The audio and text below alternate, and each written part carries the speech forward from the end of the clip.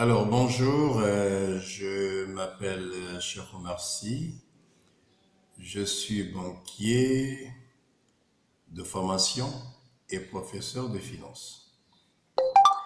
Lors des 4 dernières vidéos, je vous ai parlé des différents cycles d'une entreprise, notamment le cycle d'investissement dans le cours numéro 1, le cycle d'exploitation dans le cours numéro 3, numéro 2, cycle d'investissement, numéro 3, cycle d'exploitation et numéro 4, le cycle de trésorerie.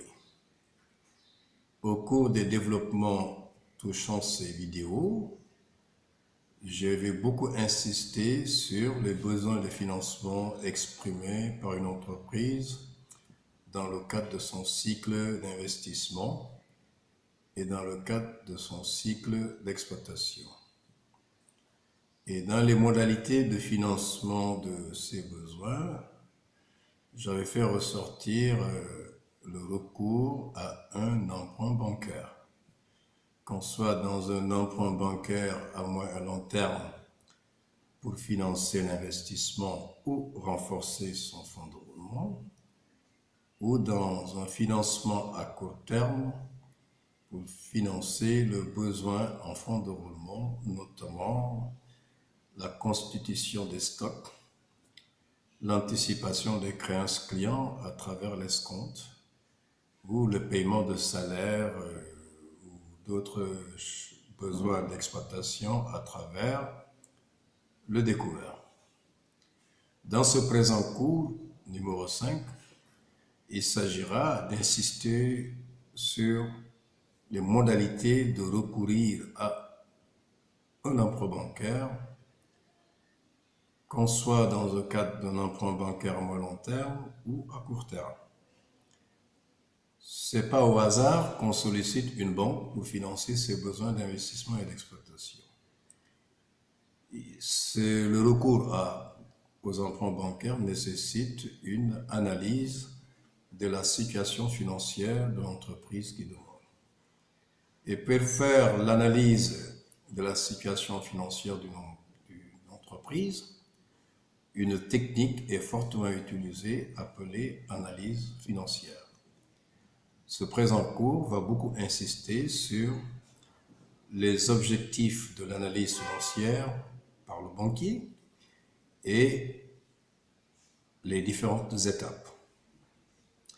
Le banquier est habituellement un prêteur.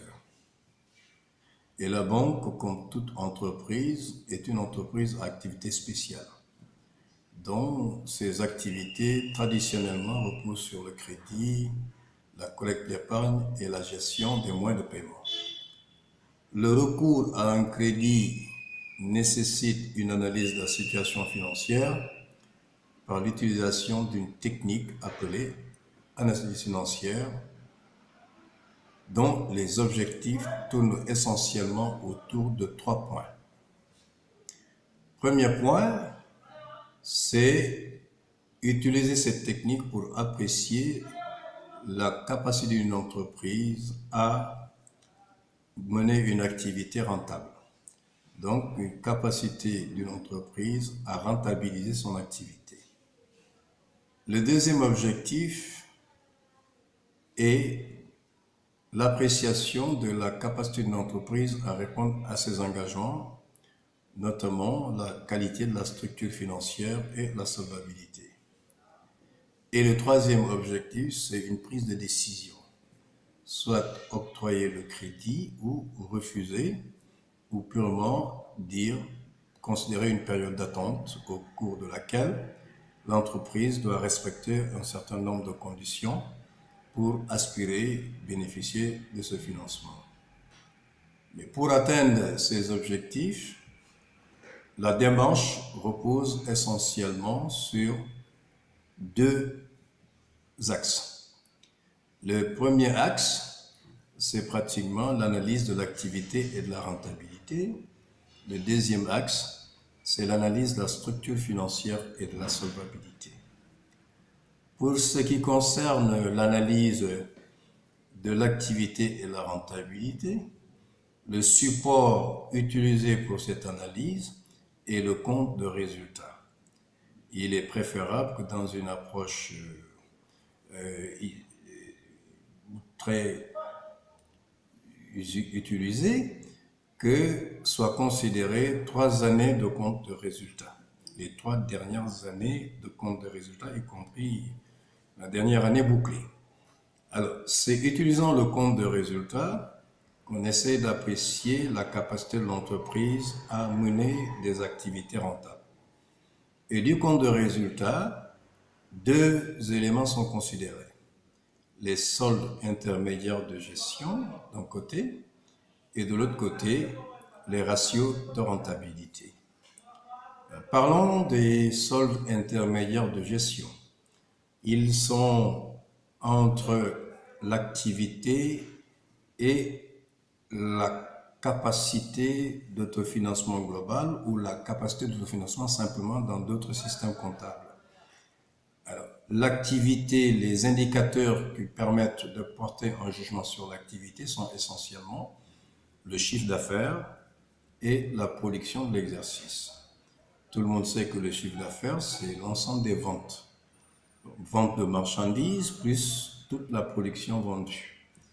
Et la production de l'exercice regroupe la production vendue elle-même, la production stockée et la production immobilisée. Donc le lien fondamental entre le chiffre d'affaires et la production, c'est pratiquement la production vendue. Et il est souhaitable que la production vendue représente essentiellement la production de l'exercice pour que cette production évolue dans le même sens que le chiffre d'affaires. Alors, entre ces 2 indicateurs qui permettent de porter un jugement sur l'activité et la capacité de financement qui est le revenu final acquis après avoir considéré tout ce qui est activité d'exploitation, activité financière et activité exceptionnelle, figurent les soldes intermédiaires de gestion, dont dans ce cours, il s'agira tout simplement de les citer. Et lors du cours prochain qui portera sur, excusez-moi, l'analyse de l'activité et de la rentabilité, nous aurons le temps d'insister sur chaque solde intermédiaire de gestion. Alors, les soldes intermédiaires de gestion regroupent la marge sur marchandises dans le système comptable local, donc le SIS-CORADA, et ou la marge commerciale dans d'autres systèmes comptables. Après la marge brute commerciale, nous avons pratiquement la marge sur matière, ici. Nous avons la valeur ajoutée par la suite, l'excédent brut d'exploitation, le résultat d'exploitation, le résultat exceptionnel, le résultat financier avant donc le résultat exceptionnel et le résultat net, si je résume dans ce cadre-là. Donc si je reprends, nous avons la marge sur marchandises ou marge commerciale ailleurs, la marge sur matière, la valeur ajoutée, l'excédent brut d'exploitation, nous avons le résultat d'exploitation, le résultat financier, le résultat exceptionnel, le résultat des activités ordinaires et le résultat net. C'est ça qu'on appelle solde intermédiaire de gestion. Ce solde intermédiaire de gestion nous permet de constituer à côté des ratios qu'on appelle ratio de rentabilité. Un ratio, c'est un rapport entre 2 grandeurs significatives qui permet dans le temps de forger sa décision. Parmi les ratios essentiels que le banquier utilise, nous avons le ratio de rentabilité commerciale, marge brute commerciale sur vente de marchandises, qui permet de voir la performance commerciale et éventuellement la capacité de l'entreprise à gérer sa politique d'approvisionnement en marchandises. Nous avons aussi la rentabilité, le taux de valeur ajoutée ou le taux d'intégration de la production, qui permet quand même au moins de porter un jugement sur la flexibilité de la structure financière, la structure de production Une telle structure de production combine des facteurs de production externes et des facteurs de production internes. Le degré d'utilisation des facteurs de production externes permettent, dans le cadre d'une conjoncture assez difficile, et en fonction de l'arrivée des bons de commande, de faire recours à ces facteurs externes et bien maîtriser ses charges. Mais si on utilise profondément les facteurs de production interne, qui est baisse ou pas de l'activité, nous serons obligés de garder ces facteurs de production et ça peut occasionner des pertes terribles. Au-delà de ces deux ratios, nous avons le ratio de rentabilité opérationnelle. Ce ratio est obtenu en faisant l'EBE sur le chiffre d'affaires en pourcentage, dont son évolution traduit une certaine capacité de l'entreprise à réaliser une marge opérationnelle, c'est-à-dire touchant le cycle d'achat, de production et de commercialisation, jusqu'à l'effectif chargé d'animer ces différents cycles-là. Donc cette marge de rentabilité est significative. Nous verrons dans le prochain cours à quel niveau cette rentabilité elle est suffisante, elle n'est pas suffisante. Après la rentabilité opérationnelle, nous avons la rentabilité économique. La rentabilité économique, c'est toujours le BE sur les capitaux mis en œuvre. Avec capitaux mis en œuvre, prenant en compte les immobilisations brutes acquises dans le cadre du cycle d'investissement et le besoin en fonds de roulement acquis dans le cadre du cycle d'exploitation. Les capitaux mis en œuvre constituent l'actif économique.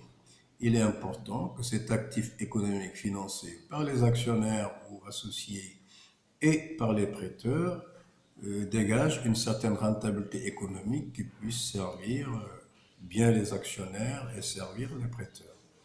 Donc, au-delà maintenant de cette rentabilité économique, nous avons la rentabilité d'exploitation, résultat d'exploitation sur chiffre d'affaires hors taxe en pourcentage, qui permet de porter un jugement sur la capacité de l'entreprise à gérer son rythme d'investissement. Alors, juste après, nous avons la rentabilité finale. Rentabilité finale, résultat net sur chiffre d'affaires, qui intéresse beaucoup les investisseurs, parce que c'est à partir du résultat net que l'on espère recevoir des dividendes. Ce ratio est complété par la rentabilité financière, une rentabilité financière qui fait résultat net sur capitaux propres, capitaux engagés par les actionnaires, qui permet de mesurer le rendement des capitaux investis par les actionnaires et les associés, qui peut être comparé au rendement obligataire. Alors, enfin, nous avons le ratio de rentabilité globale de l'activité, dont nous verrons les limites lors du prochain cours, obtenu en faisant la capacité d'autofinancement global sur le chiffre d'affaires hors taxe en pourcentage. Voilà les quelques ratios de rentabilité qui intéressent le banquier pour forger sa décision de crédit. Au-delà, juste après l'activité de la rentabilité maintenant, qui est une étape intermédiaire, il s'agira de faire l'analyse de la structure financière et de la solvabilité. Dans cette analyse de la structure financière et de la solvabilité, le document essentiel est le bilan de l'entreprise. Dans un tel bilan, on ressort un certain nombre d'agrégats et de ratios de structure financière. C'est dans ce cadre-là que le bilan réparti en grande masse à l'actif et au passif nous donnera à l'actif les actifs immobilisés, les actifs d'exploitation et la trésorerie active. Au niveau du passif, on peut les scinder en trois aussi, les ressources stables, les composés des capitaux propres et des dettes financières, et nous avons aussi le passif circulant au passif d'exploitation et la trésorerie passive. Au-delà de ces agrégats, ces indicateurs, donc qui tournent autour des capitaux propres, des dettes financières, des immobilisations, des ressources stables, des actifs d'exploitation, des dettes d'exploitation, de la trésorerie active et de la trésorerie passive, nous en ressortons un certain nombre de ratios, tels que d'abord le ratio de solvabilité liquidative, parce que ça permet de mesurer le degré de contribution des actionnaires et des associés dans le financement des actifs immobilisés et des actifs d'exploitation. Maintenant, le ratio, c'est capitaux propres sur total bilan. Ce pourcentage aussi a des limites, nous verrons dans les prochains cours, quand on fera l'analyse de cette solvabilité, les normes qui sont admises pour qu'on dise que la contribution des actionnaires est largement suffisante. Mais dans les usages, on souhaite que les capitaux propres représentent au moins 20% du total bilan, voire 25%, selon qu'on soit dans une entreprise commerciale ou dans une entreprise industrielle, pour décider de la nécessité d'augmenter les capitaux propres ou de les maintenir tels. Après ce ratio de solvabilité liquidative, nous avons aussi le ratio d'indépendance financière ou de capacité d'endettement à moyen et long terme. Là, le rapport peut être apprécié à 3 niveaux, voire 4. Premier niveau, c'est on peut prendre les capitaux propres sur les dettes financières, dont la norme serait moins de 100%, pour voir si les actionnaires sont plus engagés que les prêteurs à moyen et long terme. Et nous avons aussi les capitaux propres sur les ressources stables, où on souhaite aussi que ça dépasse au moins la moitié des ressources stables pour porter un jugement sur l'engagement des actionnaires au plan financier. Et nous pouvons prendre aussi les dettes financières sur les ressources stables qui doivent être inférieures à 50% pour marquer aussi la possibilité, le degré d'engagement des prêteurs par rapport aux actionnaires. Et aussi, en dernier ressort, nous pouvons prendre les dettes financières sur les capitaux propres. La norme, c'est inférieur ou égal à 100% pour marquer aussi le degré, le niveau d'endettement de l'entreprise.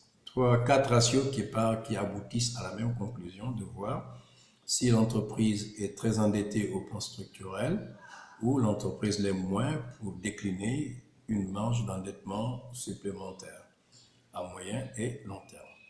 Mais avoir une marge d'endettement ne suffit pas. Le troisième ratio de capacité de remboursement des dettes financières maintenant permet de décider de la nécessité d'exploiter la marge d'endettement disponible dont il a été cas tout à l'heure. Alors, ce ratio est obtenu en faisant quoi? L'encours des dettes financières sur la capacité d'autofinancement global ou la CAF, on doit avoir en 3 ans ou 4 ans de CAF le montant qu'il faut pour couvrir la totalité de l'encours des dettes structurelles. Donc, 4 années de CAF doivent suffire pour rembourser la totalité des dettes structurelles. Au-delà de cette capacité de remboursement, maintenant, il faut voir la jonction entre le structurel et le conjoncturel qui nous amène vers le ratio de liquidité. Ce ratio de liquidité, c'est le fonds de roulement sur le besoin en fonds de roulement d'abord, dont la couverture souvent est très discutable. Il y en a qui disent 40%, c'est pas grave, mais l'usage veut que ce soit à 50%. Le fonds de roulement doit au moins financer 50% du BFR pour permettre aux banquiers d'avoir une marge de financer les 50 autres pourcents du BFR à travers les concours bancaires courants, escomptes, découverts, facilités de caisse. Alors là, c'est un grand marché pour les banquiers prêteurs à court terme. À travers ce ratio de liquidité, nous pouvons aussi apprécier le degré d'endettement de l'entreprise à court terme dans le financement de son cycle d'exploitation. Enfin, nous avons le ratio de liquidité générale. Le ratio de liquidité générale met en relation au numérateur les actifs d'exploitation plus la trésorerie active et au dénominateur les dettes d'exploitation et le passif et la trésorerie passive. Donc la norme, c'est qu'il existe suffisamment d'actifs d'exploitation et de trésorerie active pour couvrir les dettes d'exploitation et la trésorerie passive. La norme admise est de 1 au moins. Et ceci permettra de voir que l'endettement à court terme d'exploitation comme bancaire est faible. Au-delà, on aura des dettes exigibles qui sont élevées et ça peut traduire l'existence d'un risque potentiel de faillite venant du poids des dettes d'exploitation comme des dettes bancaires. Donc, nécessité est de vérifier le niveau de l'endettement d'exploitation avec les fournisseurs, les dettes fiscales, dettes sociales et autres dettes, mais aussi l'endettement vis-à-vis du banquier prêteur à court terme qui est exigible sur une courte période pour éviter que la trésorerie soit affectée ou l'insolvabilité de l'entreprise soit affectée au sens large du terme. C'est au regard de toute cette analyse-là que le banquier forge sa décision de soit financer l'investissement, le besoin d'investissement, ou de financer le besoin d'exploitation. Lors de la prochaine vidéo, donc le cours numéro 6, on insistera beaucoup sur l'analyse de l'activité et de la rentabilité en analysant en profondeur cette partie pour mesurer l'impact de la rentabilité sur la structure financière d'une entreprise dont son développement sera la vidéo numéro 7. C'est sur ces développements précédents que je vous donne rendez-vous au cours numéro 5 et vous souhaite de passer une très bonne journée, que Dieu vous garde et je vous remercie énormément de votre attention. À très bientôt.